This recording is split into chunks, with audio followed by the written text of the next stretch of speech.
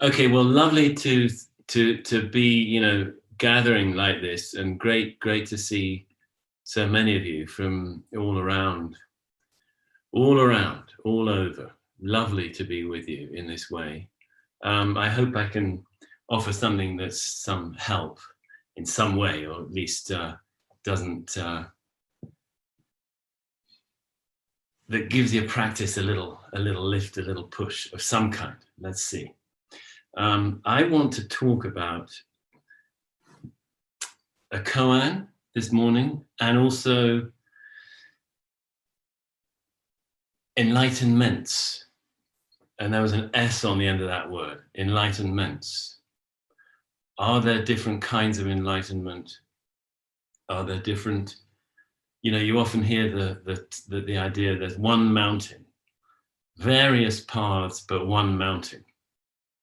I want to explore that a little bit. If that holds up,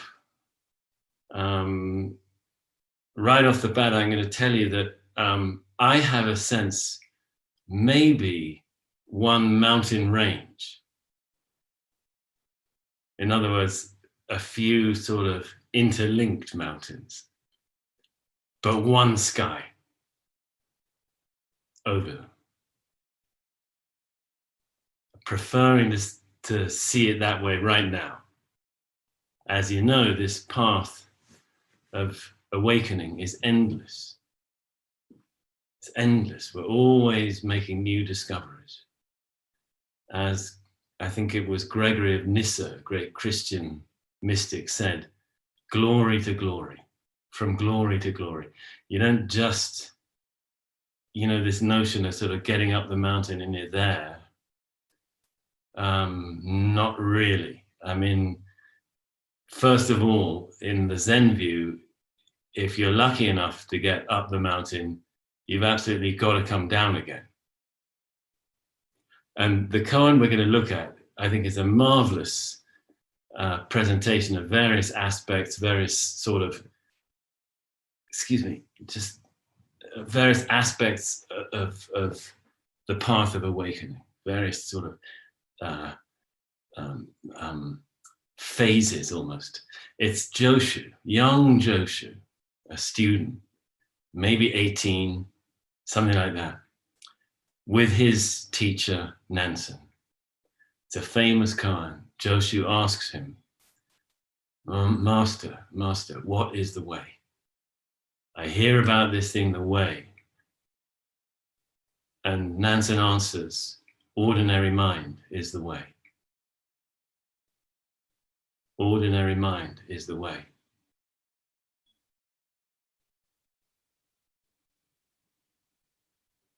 Personally, I regard this as very, very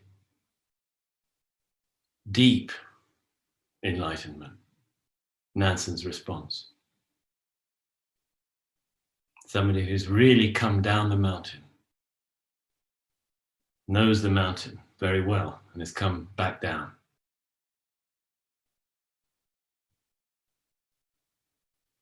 But let's look at the question first. What is the way? It's interesting. It's, the way actually is a very, it's a real, like a crux, that word, a crux of the meeting of Buddhism and Taoism that Zen is. The term way comes from Taoism, actually. Do in Japanese and Tao, I guess, in Chinese. What is the way? And, there was a process by which some would say Buddhism got absorbed into Taoism. And maybe others might say Taoism got absorbed into Buddhism.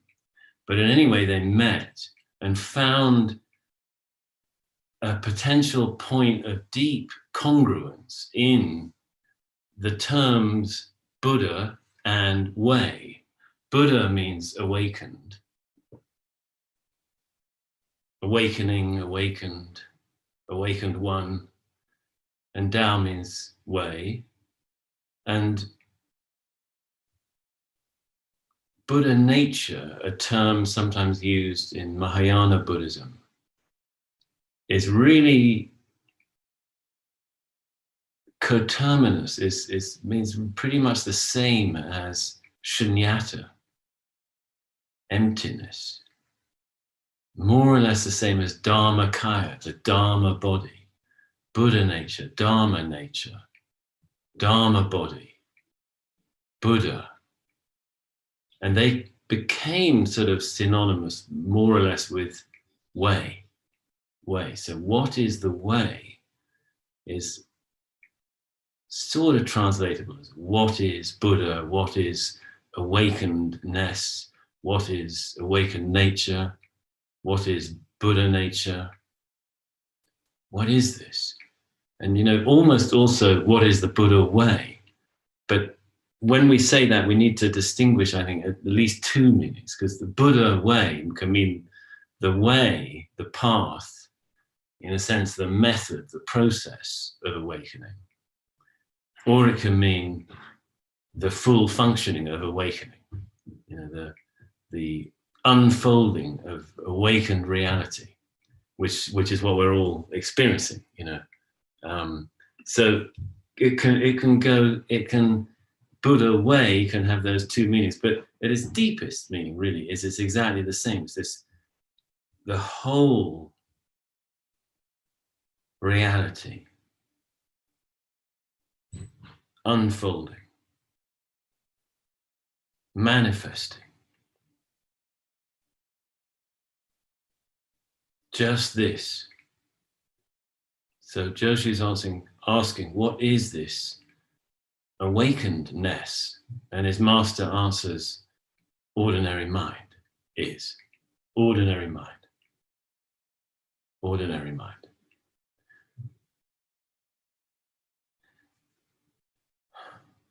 Now, what does ordinary mind mean?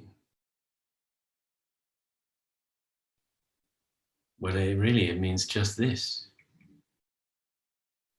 It means just this.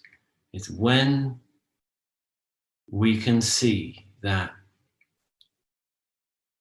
in a sense, what do we call it? Ultimate reality is just saying hello. It's just picking up a lovely cup of coffee and having a sip.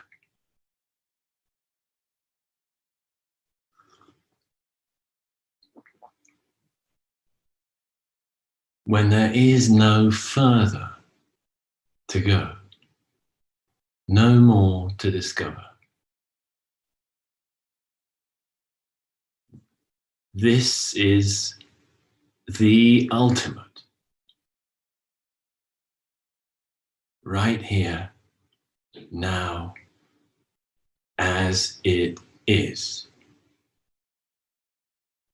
Now, those of you who are familiar with koans will know that many are asking us, inviting us to discover this. Koans like Unmon is asked, what's the great meaning of Buddhism?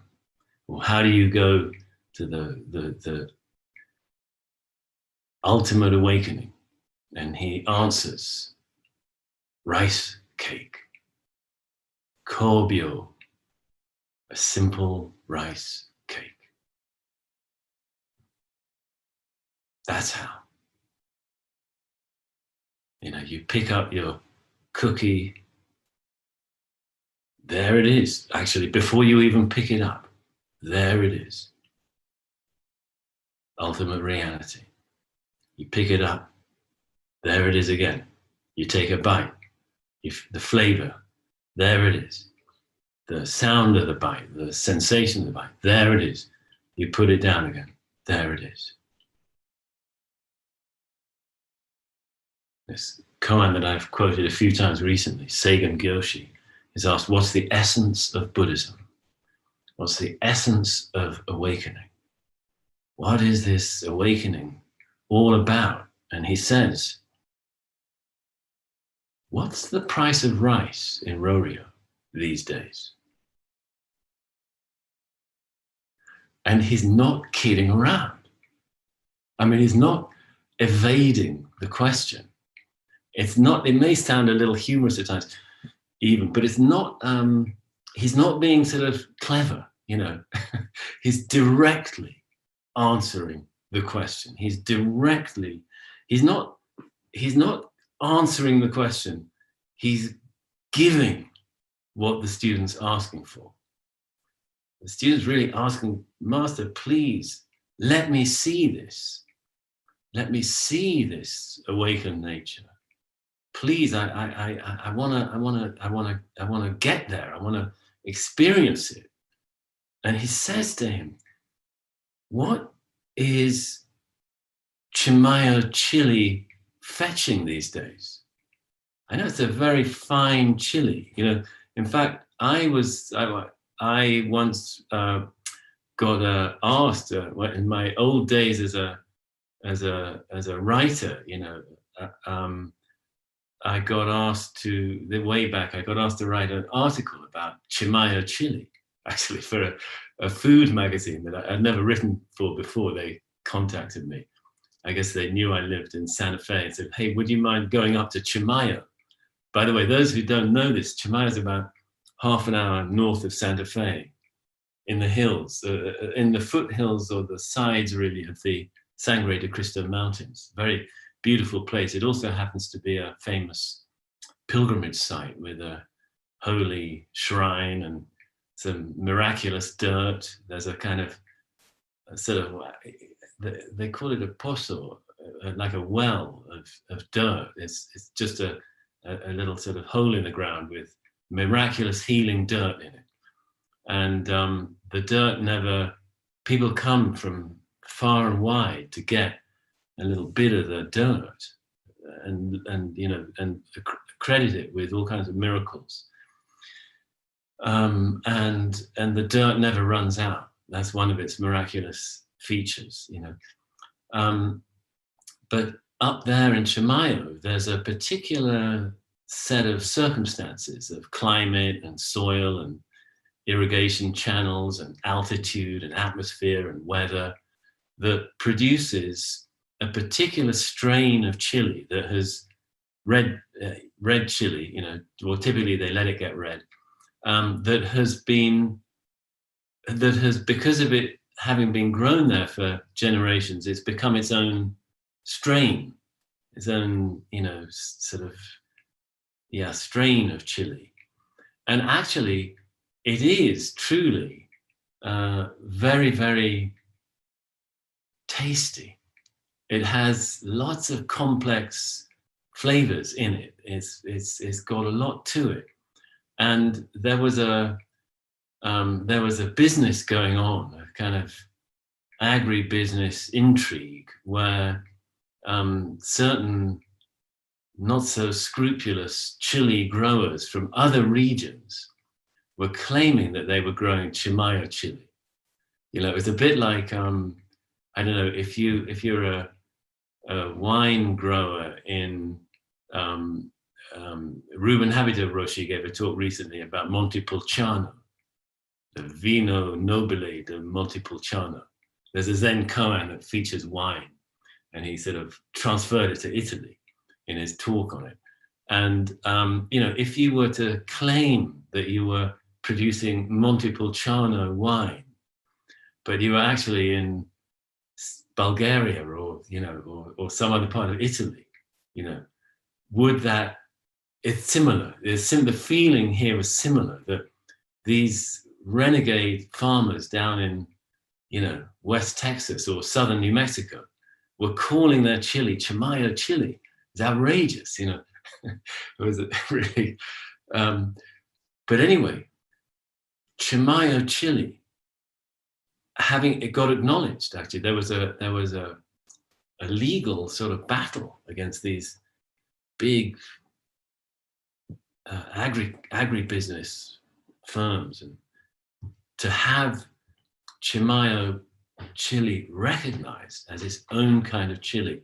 And nobody could claim to be producing Chimayo chili who wasn't growing it in Chimayo area, and they won. They were successful against the might of these massive, farming conglomerates, So now, I mean, as a result, the price of Chimayo chili went up considerably because it's a special recognized thing. Very delicious, and rightly you have to pay a bit more for it. So what is the price of Chimayo chili today? How much does a pound of red Chimayo hot chili cost these days? Now what would it take? What would it take to accept that what I just said is the ultimate?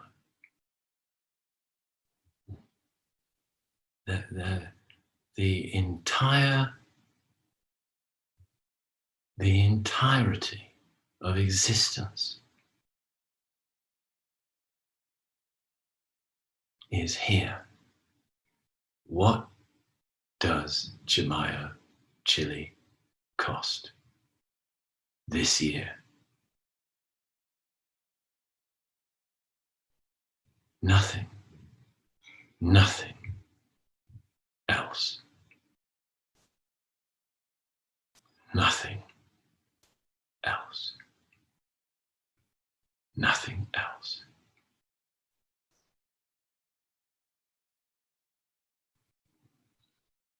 Joshu asks, what is the way?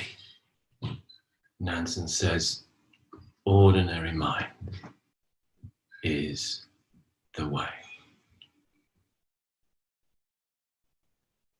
You look, you see a table. You listen, you hear some sounds. A thought comes, a thought goes.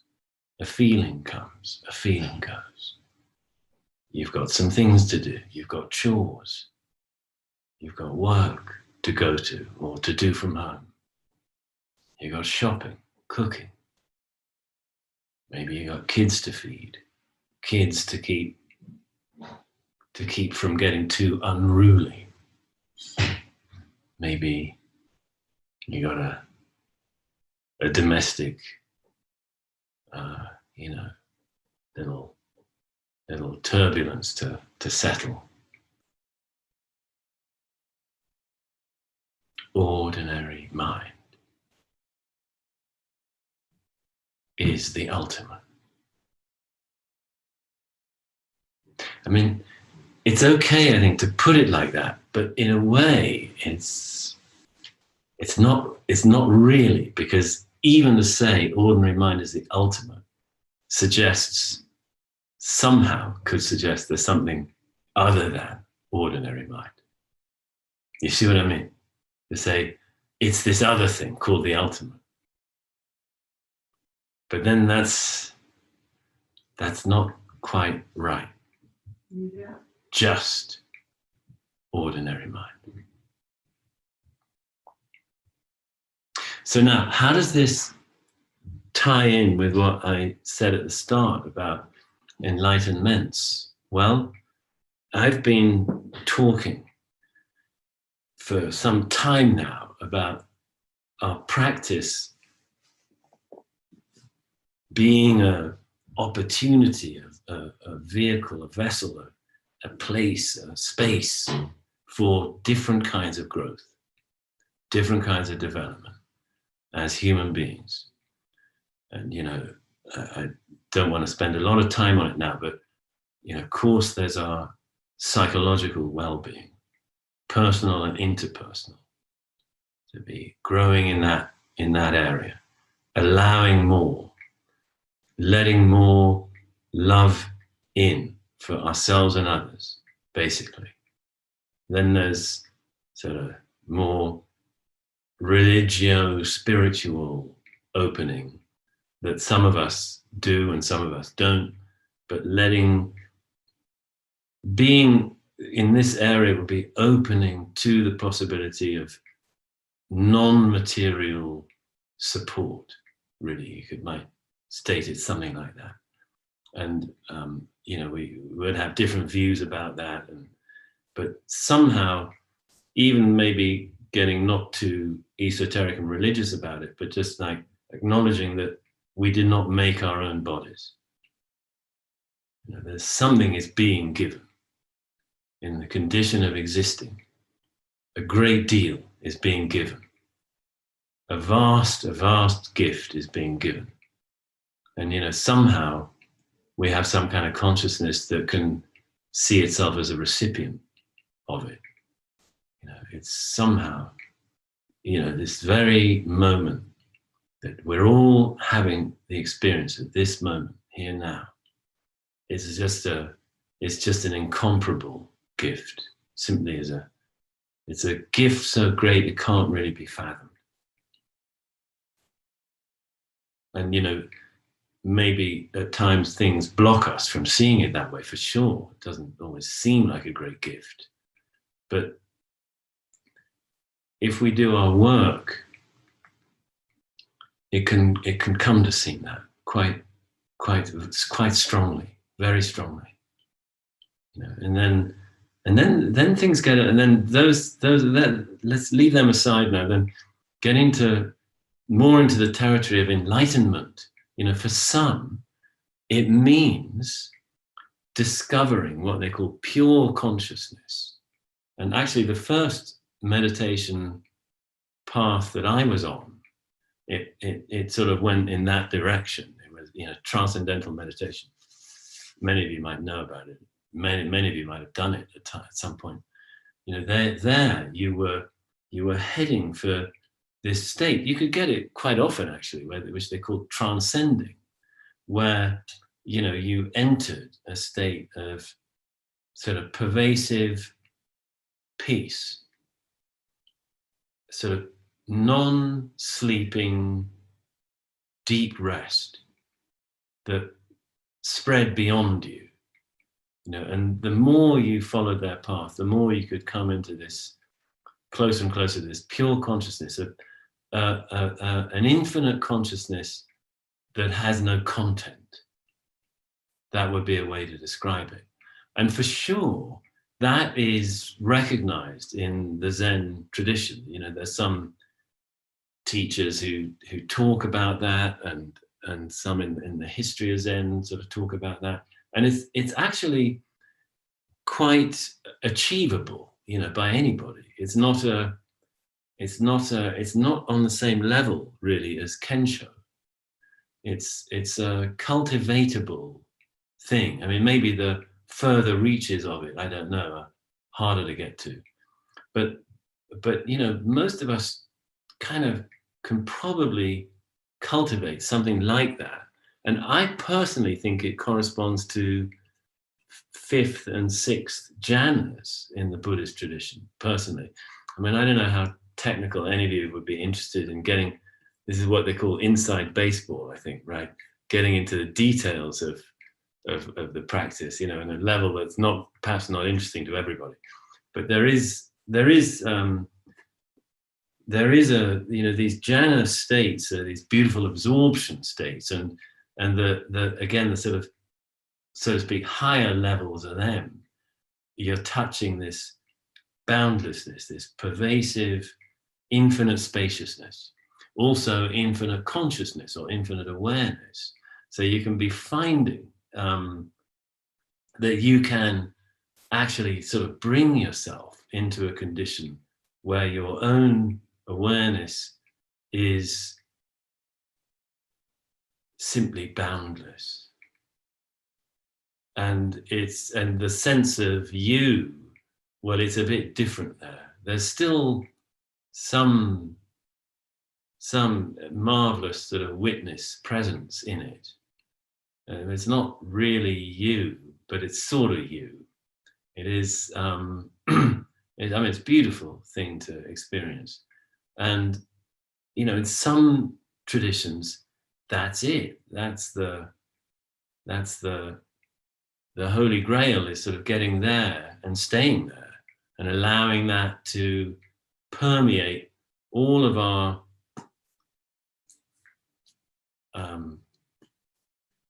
all of our obstructions, all of our hindrances, all of our afflictions, and dissolve them. They can dissolve in this boundless healing awareness. Well, great. But you know, alas, Zen is a little bit different. We have this crazy thing called Kensho that blows everything away.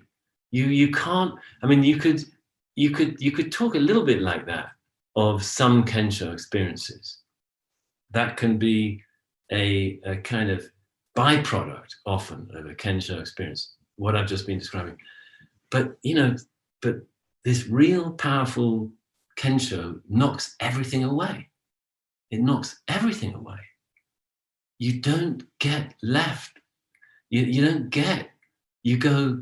I mean, it's to see through everything. And I'm afraid that would include even a marvelous thing like pure consciousness. That's still some kind of phenomenon. I mean, maybe some would disagree with me, and I don't mean to be taking anybody on, you know, doctrinally or something. I'm not interested in that. I'm just trying to convey, you know, what I personally have experienced. And, you know, in the reality of Kensho, it's a staggering revelation. Well, it can be that, yes, it's all one boundlessness. That can certainly be a kind of Kensho that happens. But beyond that, also, there's just nothing there. You know, that's the real liberative moment in Zen. Is there's just nothing there.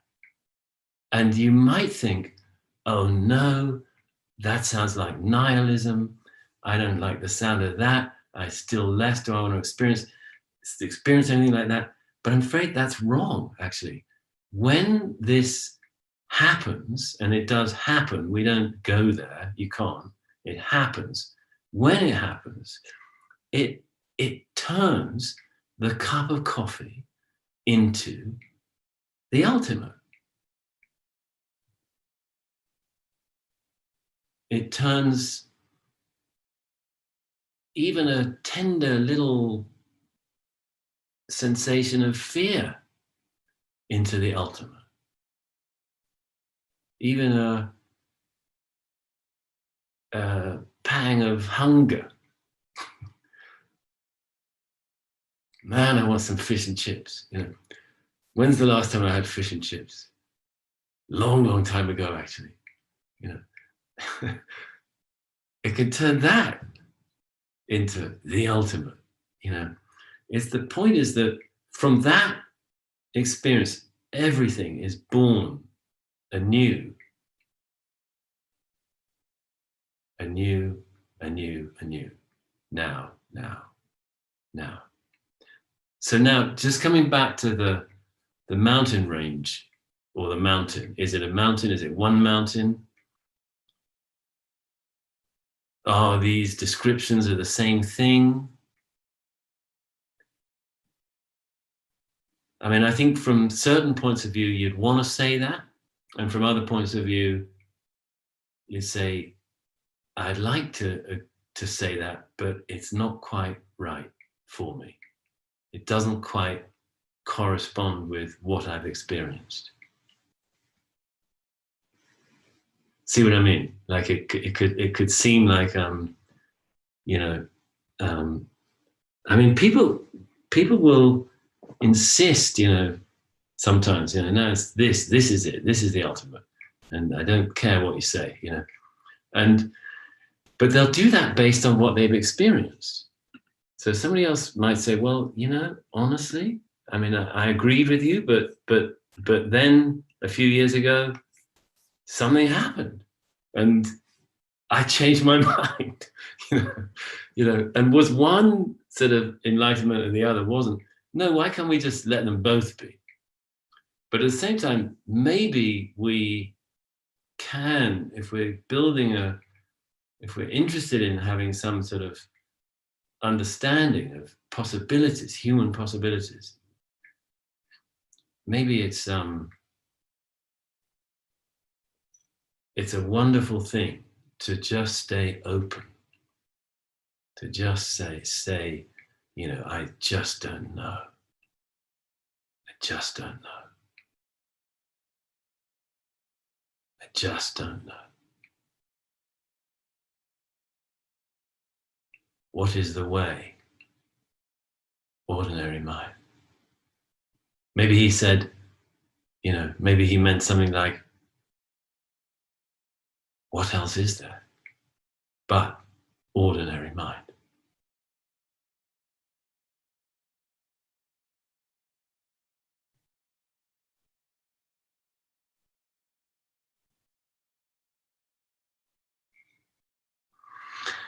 Okay, so actually this dialogue continues, and we'll come back to it tomorrow, because it's a very beautiful, it's really the moment when Joshu has his first great enlightenment experience, actually, at the end of the dialogue. So hold, you know, sit tight. We'll be coming back for more tomorrow, and we'll get to the punchline tomorrow. I mean, I think it's enough of a punchline personally, this first little bit, but there is another one further down. Okay, so thank you very much, everybody, for listening.